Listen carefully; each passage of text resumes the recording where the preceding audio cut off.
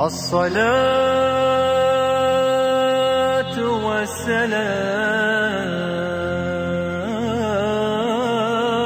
عليكم ورحمة الله وبركاته. الحمد لله رب العالمين، والصلاة والسلام على رسول الله محمد صلى الله عليه وسلم. إخوة المسلمين وغير المسلمين، نرجو أن تكون معنا في متابعتكم لنا في تقديمنا لهذه النسخة الكريمة التي نبين فيها حقيقة قصة نبي الله عيسى عليه السلام، بداية من أمه مريم ابنة عمران وقصة ولادتها، ثم نثني قصة ولادة ابنها عيسى عليه السلام كما هي موضحة في كتاب الله الكريم القرآن، ومن خلال أقوال نبي الله محمد بن عبد الله. أما بعد، وهناك سؤال يطرح نفسه: هل نبي الله عيسى عليه السلام مبدأه من أناس عاديين كبقية خلق الله أم لا؟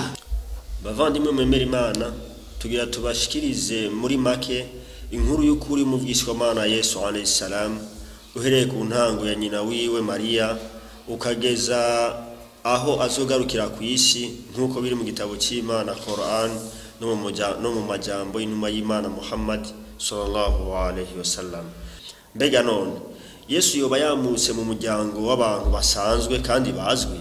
Ego cyane, usivye ko atagira se amuvyara, ariko yari afise umuryango w'ibunyina ugizwe n'abagabo hamwe n'abagore.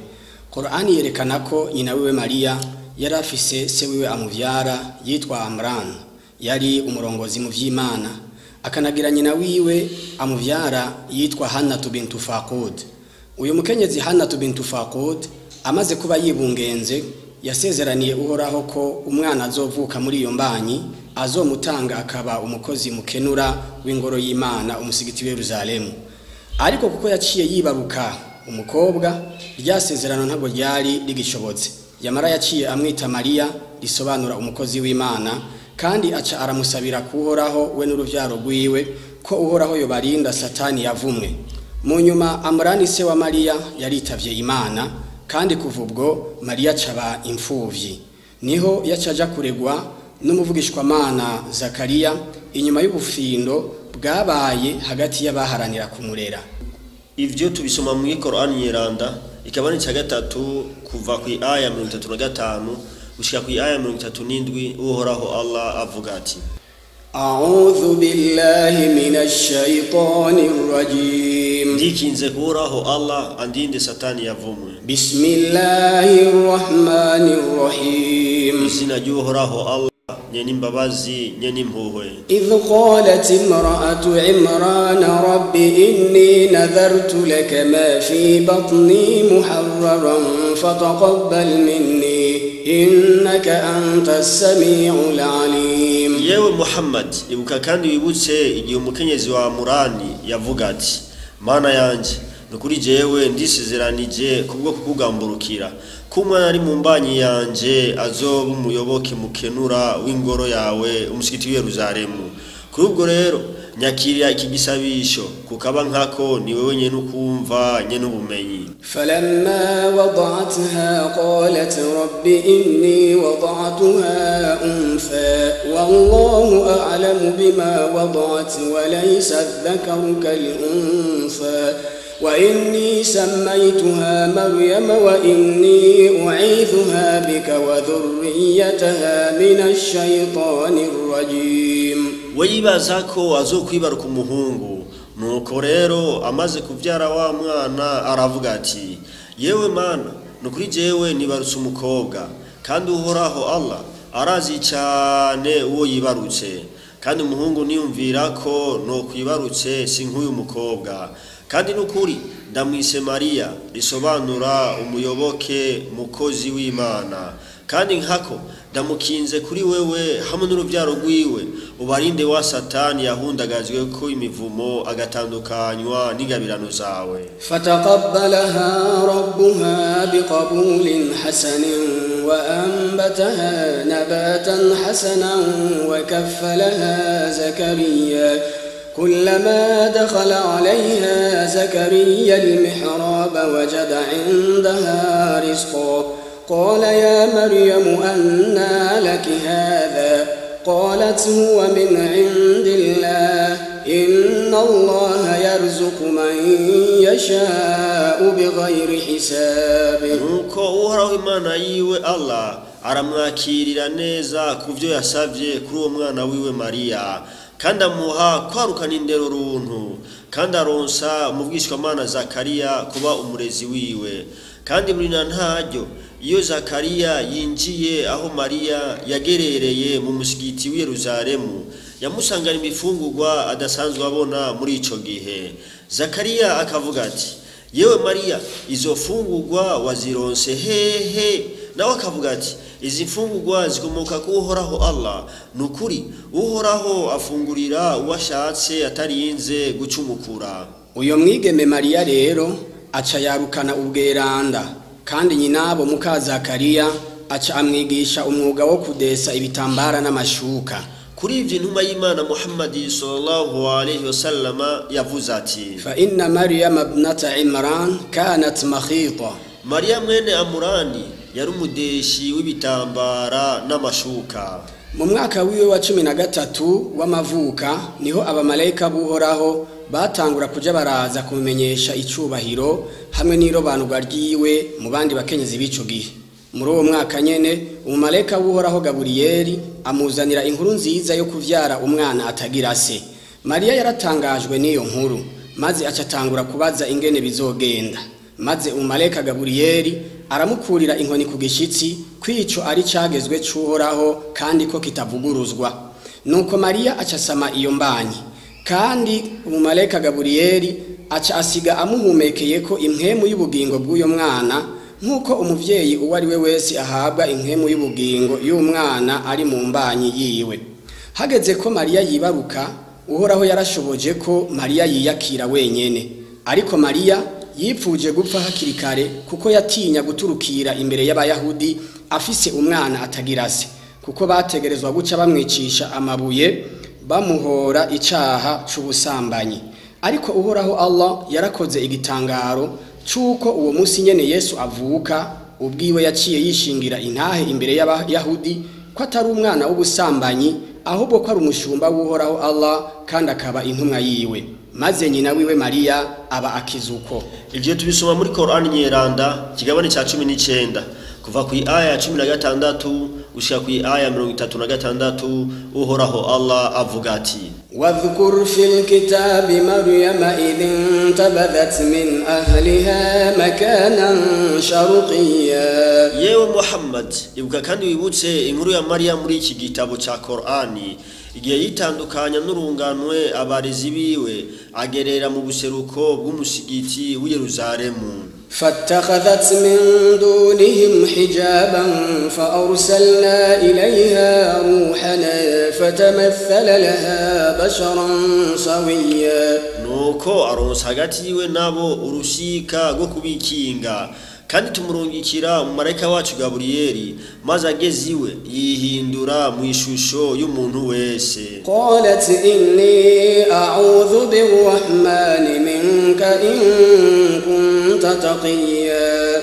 Mariya aravuga ati, nukuri jewe ndakwiyamye ndikinze kuhoraho nyene imbabazi akundinde, asanga utinya Imana ni wisoze. qala innama ana rasulu rabbiki li ahaba laki ghulaman zakiya. Marayika Gaburiyeli aravuga ati, nukuri jewe ndi umutumwa w'Uhoraho Imana yawe Allah kuri wewe, kugira ngo ndaguha umwana mweranda. qalat anna yakunu li ghulamun wa lam yamsasni basharun wa lam aku baghiya. Mariya aravuga ati, mbega noshobora gute kuronka umwana kandi atazi na Mungu arankorako, kandi nkaba ntari umusambanyikazi? qala kadhalika qala rabbuki huwa alayya hayyin ولنجعله آية للناس ورحمة منا وكان أمرا مقضيا. Marayika Gaburiyeli aravuga ati, ni nkuko bivuze, ariko Uhoraho Imana yawe Allah avuze ati, ivyo nibyoroshe kuri jewe, kandi no kugira ngo uyo mwana tumugire igitangaro ku bantu n'imbabazi zikomoka iwacu, kandi iryo ni itegeko ryamaze kugerwa. فحملته فانتبذت به مكانا قصيا nuko acasama iyo mbanyi kandi mu kuyibaruka ayitwara ahantu kure. فأجاءها المخاض إلى جذع النخلة قالت يا ليتني مت قبل هذا وكنت نسيا منسيا. nuko rero igise cyo kwibaruka kimutwara kwegamira igitsina cy'igiti cyumye cy'itende, kandi yibarukana iminihiro avuga ati esiyo nipfira imbere y'ububabare kandi nkaba wibagiwe nyakwibagirwa. فناداها من تحتها ألا تحزني قد جعل ربك تحتك سريا. Marayika yamuterera kamo munsi yaho yicaye ati ntiwihebure kandi ntubabare, kuko uhoraho Imana yawe yamaze kukuronsa iriba ry'amazi munsi yawe. وهزي إليك بجذع النخلة تساقط عليك رطبا جنيا. kandi niwinyigangirize ko ico gitsina c'igiti cumye c'itende naco kiraguhungururira ko itende zirungurije. فكلي واشربي وقري عينا فإما ترين من البشر أحدا فقولي إني نذرت للرحمن صوما فلن أكلم اليوم إنسيا. Hezo fungure rero kandi unywe kandi ijisho ryawe gihe impundu kubwo kwibaruka, kandi niwabona umuntu akubaza inkuru y'ivuka ry'uwo mwana umubwira uti ndaraganiye uhoraho nyene impuhwe Allah ukwifunga. Kuri ubwo rero sinshobora kuvugana n'umuntu kuri uyu munsi. فأتت به قومها تحمله قالوا يا مريم لقد جئت شيئا فريا. nuko rero Mariya aja irunganwe rwiwe afise wa mwana, baravuga bati yewe Mariya nukuruzanye ikintu cy'agahomerabunwa mu kuvyara atabugeni. يا أخت هارون ما كان أبوك امرأ سوء وما كانت أمك بغيا. bati yewe mushiki wa Aroni, so wawe ntiharigishe gabo kandi na nyoko wawe ntiharigishe gore igishorezwa amabuye, none ivyo wewe uvyadukanye gute? فأشارت إليه قالوا كيف نكلم من كان في المهد صبيا. nuko Mariya atunga urutoke wa mwana ngo abariwe babaza, nabo bati mbega twovugana dute n'uruhinja rukiri ku buriri? قال إني عبد الله آتاني الكتاب وجعلني نبيا. rwa ruhinja Yesu rurinamura ruti nukuri jewe ndumushumba w'uhoraho Allah yandemye kubasha bwiwe kandi yampaye igitabo c'injiri kandi yangize umuvugishwa mana. وجعلني مباركا أينما كنت وأوصاني بالصلاة والزكاة ما دمت حيا. kandi yangize umuhezagirwa aho ndi hose, kandi yamanuye kwitwararika amasengesho ariyo sala no gutanga ishikanwa ariyo zaka mu gihe ndi muzima. وبرا بوالدتي ولم يجعلني جبارا شقيا. kandi yangeze kuba mfura nziza mafubo ku muvyeyi wanje, kandi ntiyangize gitimatare kireko kuhoraho Allah.